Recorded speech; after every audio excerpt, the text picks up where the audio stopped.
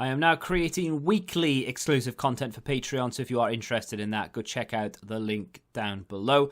And of course, if you want to avoid the random lottery of FIFA points, you want to go straight to the source, buy the players directly, use u7buy.com and use the code TVM at checkout. What is going on, guys? TVM here. Welcome back to another player review. Today is the 96 rated end of an era Aduriz player review. This guy is super cheap considering he's a 96 rated card. It's very reminiscent of that Team of the Season Romelu Lukaku card that came out. He was very cheap for a 95 rated at the time. I think he was around 120k, which was insane for the type of card that he looked. And Aduriz, of course, is it's a lot later than when the Serie A Team of the Season was out. So now 108,000 coins, in and around that amount anyway, will be enough to secure you a 96 rated card. However, this is coming in at around 80,000, so that's an unbelievably well priced SBC. Regardless of the card itself, just for the 96 rating, that's good value. So regardless, this card could be the worst card ever made, and it's still worth doing because he's a 96 rated. So you can get that for 80k. You've saved yourself 30 and you put it into something else further along down the line. What EA decide to do on Wednesday with regards to their Summer Heat promo, which they've teased a little bit, and I have absolutely no idea what it could be. But that's a lie. I do have a few ideas, but still. This card is 3-star skills, 4-star weak foot. A lot of people complained about the skill moves. To be honest, there's a reason why the skill moves are completely irrelevant for this card. We'll get to that when we start going through the stats. I mean, it's pretty obvious, but we'll talk about it anyway. High attacking work rate, medium defensive, high and average body type. So even though he's only 6 foot, and I say only as if that's short. I know the average height is just below 6 foot, but even though he is only 6 foot, having a high and average body type is not a good thing. I'd be very interested to know. I reviewed last night. I reviewed Robert Lewandowski, who is a very good player, by the way. There are some issues there. He has an average body type, and he's exactly the same height, 6 foot.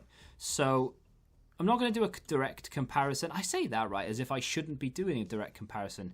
This card's 96 rated. That Robert Lewandowski is only 3 higher at 99. Why can't we compare them again? We can. It's just the price. The difference between the price is astronomical. So Lewan is 1.3. Aduriz is 80k. That's crazy, the price difference between the two. There is a huge gap in, not a huge gap, but there is definitely a big gap in certain stats, agility, balance being but 2 of them. But going through the stats, 91 acceleration, 93 sprint speed, and everything about this then is just unreal. 99 positioning, 98 finishing, 97 shot power, 92 long shots, 94 volleys, and 99 penalties, with 97 short passing and 99 vision. The crossing, free kicks, long passing, and curve are all kind of irrelevant because you don't need them as a striker. Yeah, it's nice to have it there, but you don't need it there. So it doesn't make a blind bit of difference whether he has 99 curve and 99 free kicks or not, really. That you have other free kick takers, I'm sure.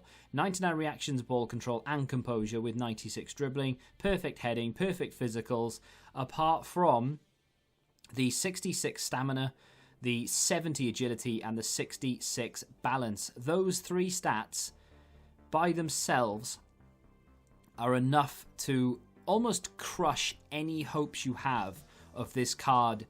Not, I wouldn't say usable, that's the wrong word. Any card in the game is usable, but to a competitive standard, no chance, based on the agility, balance, and stamina. I know you are fully expecting me to literally sit here and bash him for 10 minutes.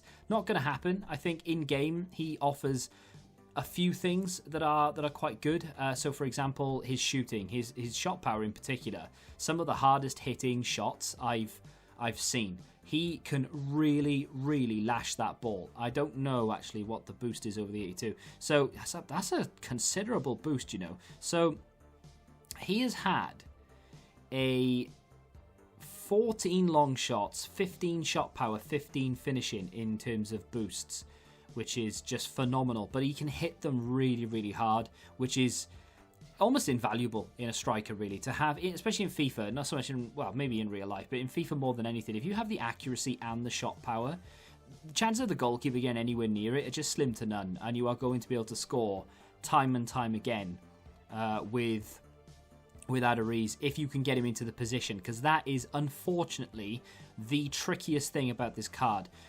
What I would recommend is, I mean, I know a lot of you do it anyway, I do it myself, but more so than any other time, is to maybe go a little bit wider. So if you do play 4-2-3-1, instead of having, 5 width, which is what we normally play, probably, at least I do, maybe go for like 6 or 7, maybe at a push, go for 8, and see if you can get the ball round the outside and into the penalty area. Now, I know that the meta this season is basically get the ball to the byline, cut it across, but in this instance, I believe the only real way to get any degree of enjoyment out of Aduriz is to limit the amount of touches he has on the ball. If you have to pass him the ball and it's nowhere near the area in terms of shooting ability, make sure that you just lay it off straight away. Hold it up, pass it where you're facing. Don't try any fancy flicks. Don't try and pass it to a guy that's overlapping you and like around the corner kind of thing. Just where you're facing, that's where you're playing it. If you're not facing that way, don't play it that way. Shield and go backwards. There's no shame in going backwards. You have to go backwards to go forwards. That's my advice on using this card. If you are disciplined, you are patient, you can have fun with it. Because to be honest, it wasn't a bad card to use so long as you follow rules. And one of those rules being, of course, don't try and turn quickly and pass because it ain't going to happen. Don't try and pass in a direction you're not facing. As a general rule of thumb, I would probably say that to anyone, even if you've got like a 99 Messi. Don't try and pass it unless you're facing in that general direction. But with Aduriz, you need to make sure that you are facing pretty much in the exact direction you want to pass it, because he just can't turn. His agility is not allowing. It's not forgiving.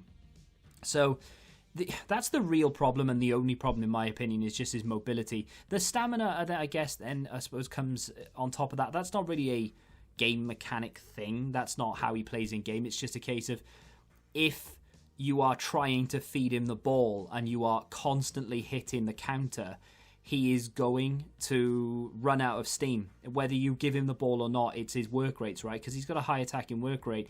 Every time you get the ball, he's going to bust a gut to get forward because he's got a high attacking work rate.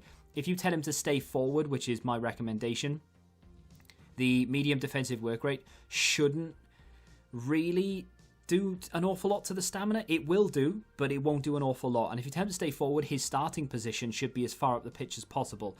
Don't tell him to get in behind. That is a mistake. Just tell him to stay forward. If you tell him to get in behind, you're going to waste an awful lot of energy because he's not quick. I know it sounds stupid because he's got 91 acceleration, 93 sprint speed. He's not quick. He doesn't feel fast. Not really. So don't tell him to get in behind. It's wasted. You're not going to play over the top through balls to him. He's just not going to be able to do anything with it. So you need to get the ball down to the byline. You need to get it into the penalty area, not in the air. Although, say that, if you are within space, feel free to just cross it in, corners, etc. He is good in the air when he can get his head on it. It's just so difficult to head the ball in this game with anyone, other than a defender when you're clearing it, of course. So I would recommend just getting it to the byline, playing it across. The unfortunate thing about this card is it's come at a time where the meta in the game is high agility, high pace, high balance, and of course, in every game, you need stamina. This card is an end of an era, which basically means he's retiring. He's not going to be in the game anymore. This is his last dance. This is the last card Aduriz will have in FIFA, more than likely ever, because it's highly unlikely that EA will go after the license for an icon for Aduriz. Not that I'm saying there's no demand for it, it's just not one of those, you know, like Beckham or name another player. Think of another player, quick, I can't. So yeah, Beckham or any one of those sort of big, like proper well-known massive icons in world football, you know, like Cafu, for example, one of those type of players. There you go. It took me long enough. I struggled to think of a legend. Anyway, yeah, as this is the last card, it is a huge shame. I'm sat here saying, look, you have to use him this particular way, and you have to try and pander to his or not pander to his strengths. You have to try and avoid his weaknesses as much as you can, because they will break your immersion and your enjoyment. It's such a shame I'm doing that, because this guy deserves a, you know, almost like a standing ovation. You know, he deserves this sort of, well done, thank you for your service to football, have a nice retirement, and this is how we're going to commemorate that by giving you a card that has 85 agility, 85 balance, and 90 stamina, I wouldn't be sat here complaining at all then. I would be sat here going, do you know what? It's not necessarily a card you can take into FUT Champs, but if you're a fan of him or you want something different, this card is banging. That's the kind of thing I wanted to be able to say, but it is, the agility and the balance is so bad, the stamina is so bad, that you have to try and cut, not, what's the word I'm looking for? It's not cut corners, it's basically just try and focus your entire team around trying to get him into the best position you can.